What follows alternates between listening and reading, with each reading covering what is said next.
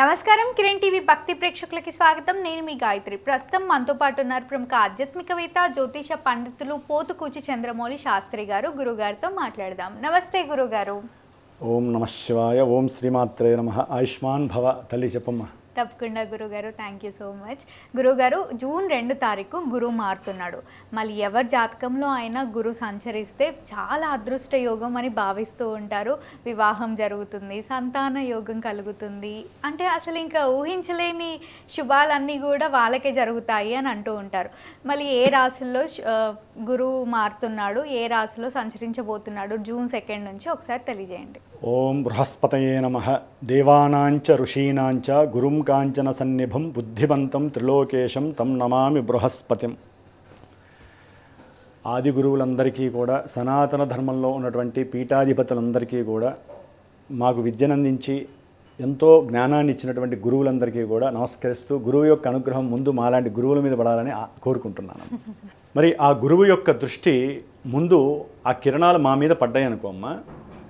గురువుల యొక్క ఆరోగ్యము, వారికి ఉన్నటువంటి బుద్ధి జ్ఞానము అన్నీ కూడా ఎంతోమందికి కిరణాల రూపకంగా వెళ్తూ వాళ్ళందరికీ కూడా శుభం జరగడానికి అవకాశం ఉంటుంది. కాబట్టి ఈ గురువు ముఖ్యంగా రేపు జూన్ 2వ తేదీన అధిక జ్యేష్ఠ మాసంలో మంగళవారం రోజున సాయంత్రమో రాత్రో కర్కాటక రాశి తన ఉచ్చస్థిత రాశి. ఏదైనా సరే ఒక గ్రహము స్వక్షేత్రంలో కానీ మిత్రక్షేత్రంలో కానీ ఉన్న ఉచ్చక్షేత్రంలో ఉంటే దానికి తిరుగులేదు. అందులో కర్కాటక రాశి భగవానుడు ఈ యొక్క బృహస్పతికి అత్యంత కీలకమైనటువంటిది. మరి ఆయన సొంత నక్షత్రంలో దాదాపుగా జూన్ 18 వరకు ఉంటాడు. జూన్ 18. ఒక గ్రహము అది ఉన్నటువంటి నక్షత్రాన్ని బట్టి ప్రభావాలు అధికంగా ఇస్తూ ఉంటుందమ్మా. శుభాలు ఇవ్వచ్చు, అశుభాలు ఇవ్వచ్చు. గురుడనంత మాత్రాన అన్ని శుభాలు ఇవ్వాలని లేదమ్మా. వారి యొక్క జన్మజాతకాలలో ఈ గురుడు ఎక్కడైనా తేడాగా ఉంటే, ఇబ్బందులు పెట్టేవాడుగా ఉంటే, అవన్నీ కూడా ఇప్పుడు కొంతమందికి కొన్ని రాశుల వారికి ఆ ఇబ్బందులు తప్పవు. గురుడు ఉచ్చలో ఉంటే ఇంకా ఇబ్బందులు ఎక్కువ ఇస్తాడు. శని కన్నా ఇబ్బందులు పెట్టే వాళ్ళలో గురుడు గొప్పవాడు. శనే మనల్ని అందరినీ ఇబ్బంది పెడతాడు, దంపతులను విడదీస్తారు అనుకుంటారు కదా. ఎవరి జన్మజాతకాలలో అయితే కనుక గురుడు సరిగ్గా లేకుండా పాపగ్రహ భావాలు అని ఉంటాయమ్మా. ఆ భావాలకి లింక్ అయి ఉంటే గురుడు విడదీసినటువంటి స్థితి కానీ, ఆ ఆరోగ్యాన్ని పాడు చేసే స్థితి కానీ, విద్యలో భంగం కలుగజేసే స్థితి కానీ ఏ గ్రహము ఇవ్వదు. అంత గొప్ప నేచర్ ఉన్నటువంటి వాడు గురుడు. పెద్ద గ్రహం కదా, అన్ని పెద్దగా ఇచ్చేస్తాడు. కాబట్టి ఈ గురుడు కర్కాటక రాశిలోకి జూన్ 2న మారి 18 వరకు సొంత నక్షత్రంలో ఉండి అక్టోబర్ 31 వరకు కూడా ఆయన సంచరిస్తూ ఉంటాడు. జూన్ 18 నుంచి ఆగస్టు 19 వరకు కూడా గురుడు కర్కాటక రాశిలో శని యొక్క నక్షత్రమైన ఉత్తరాభాద్రలో ఉంటాడు. మళ్ళీ ఆగస్టు 19 నుంచి అక్టోబర్ 30 వరకు కూడా ఆయన రేవతి నక్షత్రంలో, ఆశ్లేష నక్షత్రంలో, బుధ నక్షత్రంలో ఉంటాడు. అంటే ఈ గురుడు ఒకే రాశిలో ఉన్నప్పటికీ ఈ నక్షత్రాలకి లింకే ఉన్నటువంటి శని యొక్క లక్షణాలు కలిగి ఉంటాడు, ఇచ్చే ఫలితాలు ఇస్తాడు, బుధుడి యొక్క ఫలితాలు ఇస్తాడు. అందుకనే కొంతమంది చెప్పినవన్నీ మాకు జరగట్లేదండి, మీరు చెప్పినవి కొన్ని రోజులే జరిగినాయి, మాకు జరగట్లేదు అంటారు. జన్మజాతకం మూలమైతే ఈ యొక్క గోచారంలో కూడా గ్రహము ఉన్న చోట ఉంది కదా అని చెప్తే అన్నీ శుభాలు ఇచ్చేదు. ఎన్నో రకాల మిరాకిల్స్ జరుగుతాయి. అందుకనే గురువుని ఆశ్రయించండి అంటారు. గురువుని ఆశ్రయించి జాతకమో చెప్పించుకుంటే వాళ్ళకి తెలుస్తుంది వ్యవహారం. కాబట్టి మరి ఈ గురుడు దేనికి ఎక్కువ ఇస్తాడంటే అమ్మా, ముఖ్యంగా ధనకారకుడు. ధనాన్ని ఇవ్వాలన్నా, కుటుంబంలో వృద్ధి అంటే సంతానము, వంశము వృద్ధి చెందటము, సంతానము కలగడం కూడా వృద్ధి చెందటమే, వివాహానికి అనుకూలవంతం చేయటము, వివాహం ద్వారా సంతానం వస్తుంది కాబట్టి, అట్లాగే గోత్రాన్ని అభివృద్ధి చేయటము. ఎవరి గోత్రం వృద్ధి చెందాలంటే మగపిల్లాడు పుట్టాలిగా. అవును. అంటే ఎవరికైనా సంతానము, పురుష సంతానం కలగాలంటే గ్రహాలన్నిటిలో రవి తర్వాత గురుడు అత్యంత ప్రాధాన్యులు. కాబట్టి ఎవరికైనా మగ సంతానం కలగాలనే భావన అధికంగా ఉన్నటువంటి వాళ్ళకి ఈ గురుడే సర్వదా రక్ష. మీ జాతకంలో ఆ దశలో అంతర్దశలు యాక్టివేట్ అయినా గురుడు ఇప్పుడు వచ్చినటువంటి ఈ రాశిలో ఒక రకంగా ఇది స్త్రీ రాశి, కానీ సొంత నక్షత్రంలో ఉన్నాడు కాబట్టి చాలా వరకు అనుకూలమైనటువంటి అనుకూలతలు వీరికి కలగడానికి అవకాశం ఉంటుంది. అందులో ముఖ్యంగా జ్ఞానానికి హేతువు. ఎవరైతే హయ్యర్ ఎడ్యుకేషన్స్ చదవాలనుకుంటున్నారో ఎవరైతే కనుక ఉన్నతమైనటువంటి విదేశాలకి వెళ్ళాలనుకుంటున్నారో వారికి కూడా అనుకూలము. కొంతమంది విదేశాల నుంచి తిరిగి వచ్చేటటువంటి అవకాశం కూడా ఈయన కలుగు చేస్తున్నాడు. ఎందుకంటే మన యొక్క జోడియాకలో కర్కాటకం అనేటటువంటిది 4వది, అంటే స్వక్షేత్రాన్ని స్వదేశాన్ని తెలియజేస్తుంది. అంటే విదేశాల్లో ఉన్నటువంటి వాళ్ళు ఇక్కడికి వచ్చేటటువంటి వాళ్ళు చాలామంది ఉండే అవకాశాలు ఉన్నాయి. ఏది అక్టోబర్ 31 లోపల చదువుకున్న వాళ్ళు, ఉద్యోగం లేని వాళ్ళు, ఉద్యోగం వచ్చి కూడా రిజైన్ చేసి వచ్చేవాళ్ళు చాలామంది ఉంటారమ్మా. కాబట్టి ఎందుకని స్వదేశంలో వీరికి అత్యున్నతమైనటువంటి బరువు బాధ్యతలు ఈయన ఇవ్వబోతున్నాడని అర్థం చేసుకోండి. అంటే లక్ష్మీ ప్రదాయకుడు ఎవరంటే గురువు. కాబట్టి ఏదైనా సరే వృద్ధి చేయాలి, వ్యాపారాన్ని వృద్ధి చేయాలన్నా, రోగాల్ని వృద్ధి చేయాలన్నా, లేకపోతే శత్రువుల్ని వృద్ధి చేయాలన్నా కూడా ఈయన యొక్క కారకత్వాలు బాగా పనిచేస్తాయి. కాబట్టి అది వారి జన్మజాతకాల్లో వాళ్ళకుంటే ఇప్పుడు మటుకు మనం కొన్ని రాసుల్లో ఏ రాశుల వారికి 12 రాశుల్లో ఈ గురువు యొక్క అనుకూలతలు ఏ విధంగా వారికి అవకాశాలు ఇస్తాయి, ఈ అక్టోబర్ 31 వరకు ఎవరికి వివాహ యోగాలు, ఎవరికి వాహన యోగాదులు, ఎవరికి సంతాన యోగాదులు కలుగుతాయి, ఎవరికి అప్పుల బాధలు తీరిపోతాయి, కోర్టు సమస్యలు కాస్త గట్టెక్కుతాయి, ఇలాంటివన్నీ కూడా మనకి కొంతవరకు తెలుసుకునే ప్రయత్నం చేసుకోవచ్చమ్మా. చెప్పినవన్నీ పరిపూర్ణంగా జరుగుతాయని మాత్రం ఎవరు ఆశించద్దు. జన్మజాతకం ఒక్కటే మీకు తెలియజేస్తే అది గుర్తుపెట్టుకోవాలి. తప్పకుండా గురుగారు. మళ్ళీ జూన్ 2వ తారీఖున గురువు కర్కాటక రాశిలోకి ప్రవేశించడం వల్ల వృశ్చిక రాశి వారికి ఏ విధంగా ఉంటాయి, ఎలాంటి ఫలితాలు లభిస్తాయి ఒకసారి తెలియజేయండి. ఓం బృం బృహస్పతయే నమః. అమ్మ, ఆనందించేటటువంటి రాశుల్లో ముఖ్యంగా ఈ వృశ్చిక రాశి వారు ఎక్కువగా ఆనందపడాల్సినటువంటి సమయం ఆసన్నమైంది. వీరు ఇప్పటివరకు కూడా వృశ్చిక రాశి అనగానే అరే డబ్బు లేదు, డబ్బుకి ఇబ్బంది పడతారు, అకస్మాత్తుగా నష్టాలు కలుగుతాయి, సంతాన నష్టాలు కలుగుతాయి, ఇట్లా అని చెప్పారు కదా. ఈ జూన్ 2వ తేదీన మంగళవారం రోజున గురు మహానుభావుడు సొంత నక్షత్రంలో ఉన్నటువంటి గురువుకి బలం ఎక్కువ ఉంటుందమ్మా. మరి ఆయన కర్కాటక రాశి ఉచ్చస్థితిలోకి రావటం దాదాపు జూన్ 18 వరకు సొంత నక్షత్రంలో ఉంటాడు. అది విశేషత్వం. ఏ శుభం జరగాలన్నా, అధికంగా రావాల్సిన ధనం రావాలన్నా, విశేషమైనటువంటి ఆర్థిక భాగ్యము అంటే ఒక తల్లి ద్వారా కానీ తండ్రి ద్వారా కానీ వారి తరపున అంటే పెద్దవాళ్ళు ఉంటారు, వారి తరపున వచ్చేటటువంటి ఆర్జితాలను ఉంటాయి. పిత్రార్జితము, మాత్రార్జితము, వాటి ద్వారా డెవలప్మెంట్ అంటే ఆర్థికంగా డెవలప్మెంట్ ఉంటుంది. అట్లాగే కుటుంబంలో చక్కటి ఆనందకరమైనటువంటి విందులు, వినోదాలు, సంతోషాలు, శుభకరమైనటువంటి విశేషాలు జరుగుతాయి. ముఖ్యంగా సంతాన ప్రాప్తి.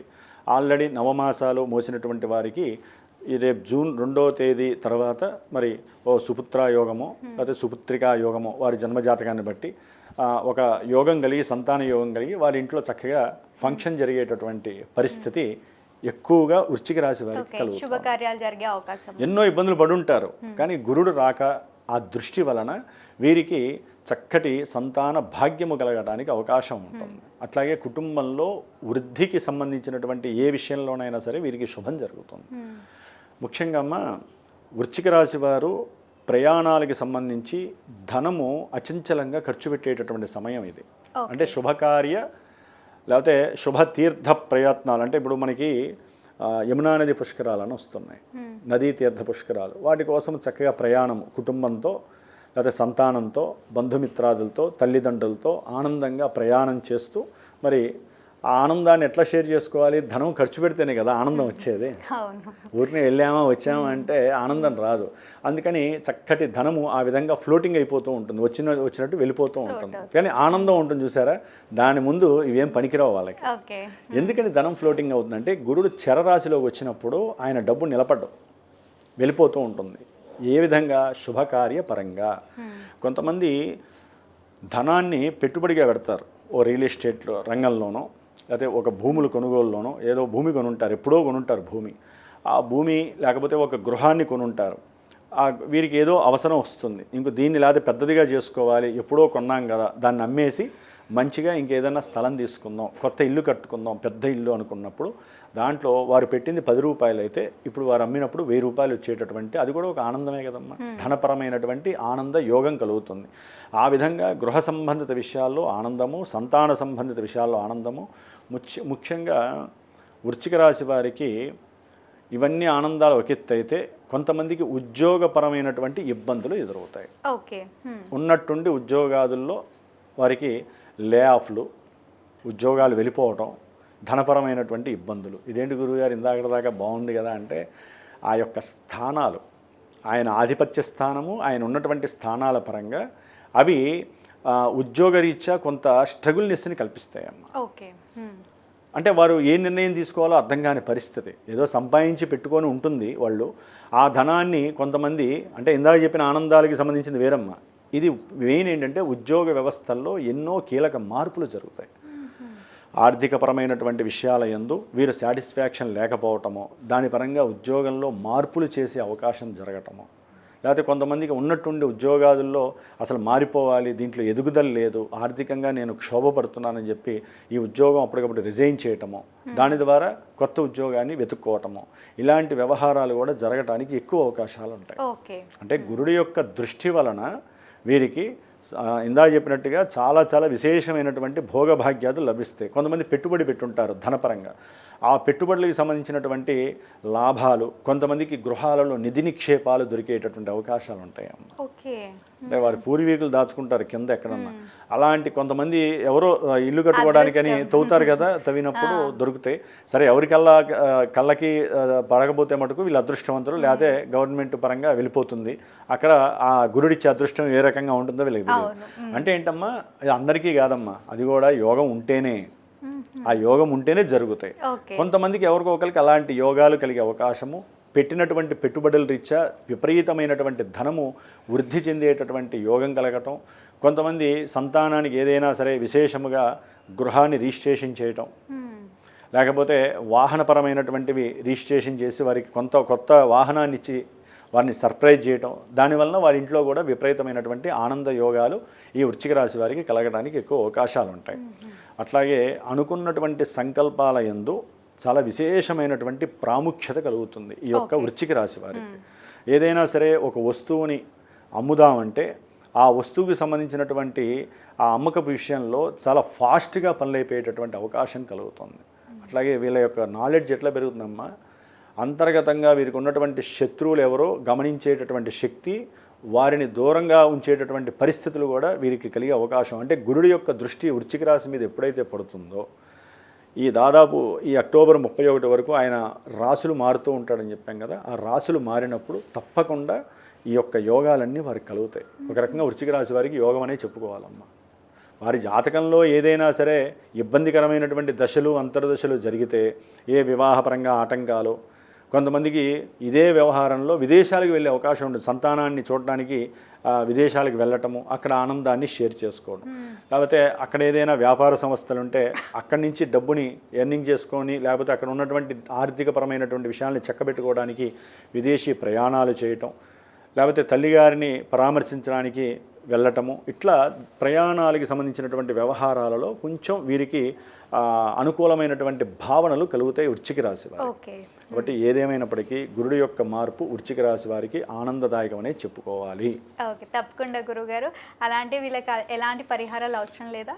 వీళ్ళకి అవసరం లేదమ్మా. కాకపోతే ఉద్యోగపరంగా ఎవరైనా ఇబ్బందులు పడ్డా, వారి యొక్క జన్మజాతకంలో దీనికి కొంచెం విరుద్ధంగా జరిగితే సరైనటువంటి గురువుని సంప్రదించి, మరి గురువు మారితే వృశ్చిక రాశి వారికి బాగుండాలి కదా, ఆయన దృష్టి బాగుంది కదండి అనుకుంటే, కొన్ని రాశుల వారికి ఆ దృష్టి వీరికి ప్రతికూల భావనలు కలుగజేస్తుంది. అది తెలుసుకొని మరి దశలు అంతర్దశలు కొంచెం ఇబ్బందిగా ఉన్నాయనుకో అమ్మా, ఈ యొక్క గురు దృష్టి కొంతవరకే వారికి ప్రోద్బలాన్ని ఇస్తుంది. కానీ ఎక్కువగా దశలు అంతర్దశలు మాత్రమే యాక్టివేట్ అవుతూ ఉంటాయి. అప్పుడు ఈ యొక్క దృష్టి అనుకూలించాలంటే ఆ యొక్క దశలు అంతర్దశలు ప్రతికూలంగా ఉన్న వాటిని మనం శాంతి చేసుకోవాలి. అది ఎవరు చెప్తారు? ఒక గురువు ద్వారా మాత్రమే తెలుస్తుంది.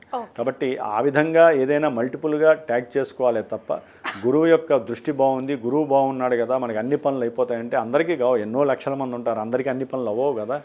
అందుకని ఏం చేయాలంటే వృశ్చిక రాశి వారు సాధ్యమైనంత వరకు గురువుకి ప్రీతికరం, జలరాశుల్లో ఉన్నాడు కాబట్టి వారికి ఏదైనా ఇబ్బంది కలిగింది అనుకోగానే వెంటనే శివాభిషేకం చేయించుకోవటం విశేషం అమ్మ. ఎందుకంటే గురు దృష్టి శని మీద కూడా పడుతోంది. కాబట్టి ఎటువంటి ఆలస్యం అవుతున్న కార్యాలనైనా సరే చేయగలిగే సామర్థ్యం గురుడికి ఉంది. ఇప్పుడు శని యొక్క స్తబ్దత అయిపోతాడు శని ఈ యొక్క దృష్టి వలన.